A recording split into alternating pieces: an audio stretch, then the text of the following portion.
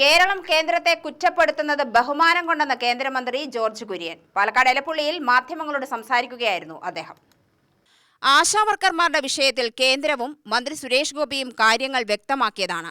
കൂടുതൽ തുക കേന്ദ്രം കേരളത്തിന് നൽകി. കേന്ദ്രം ഫണ്ടുകൾ അനുവദിക്കുന്നില്ല എന്ന് കേരള സർക്കാർ തുടർച്ചയായി പ്രചരിപ്പിക്കുന്നു. എല്ലാ പദ്ധതികൾക്കും ആദ്യം തുക അനുവദിക്കുന്നത് കേന്ദ്രമാണെന്ന് ജനങ്ങളെ ബോധ്യപ്പെടുത്താനാണ് ഈ പ്രചാരണം സഹായിക്കുന്നത്. കേന്ദ്രത്തോടുള്ള നന്ദി കൊണ്ടാണ് ഇത്തരം പ്രചരണങ്ങളെന്നും പരിഹസിച്ചു. ജനങ്ങളെല്ലാം തിരിച്ചറിയുന്നുണ്ടെന്നും കേന്ദ്രമന്ത്രി പറഞ്ഞു. എലപ്പുള്ളിയിൽ ബ്രൂവറി വരുമോ എന്നറിയില്ല, എന്നാൽ കേന്ദ്രത്തിന്റെ മീൻ വളർത്താനുള്ള പദ്ധതി വരും. മീൻ വളർത്താനുള്ള വെള്ളം എലപ്പുള്ളിയിലുണ്ടെന്ന് ഗവേഷകർ കണ്ടെത്തി. 600 കുളവും പദ്ധതിക്ക് ആവശ്യമായ വെള്ളവും എലപ്പുള്ളിയിലുണ്ടെന്നും കേന്ദ്രമന്ത്രി ജോർജ് കുര്യൻ പറഞ്ഞു. അതെനിക്കറിയത്തില്ല. മീൻ വരും, മീനുള്ള വെള്ളമുണ്ടെന്ന് ഇവിടുത്തെ ആൾക്കാർ പറയുന്നുണ്ട്. അവിടെ കരിമീൻ പറ്റും എന്നൊക്കെ അവർ പറയുന്നുണ്ട്. ഇവിടുത്തെ ജനങ്ങളാണ്. അത് കേന്ദ്രം തന്നെയല്ല, കേരള സർക്കാരിൻ്റെ സഹകരണത്തോടു കൂടി തന്നെയാണ്. കാരണം മത്സ്യരംഗത്ത് കേരളം വളരെയധികം മുന്നേറ്റം നടത്തിയിട്ടുണ്ട്.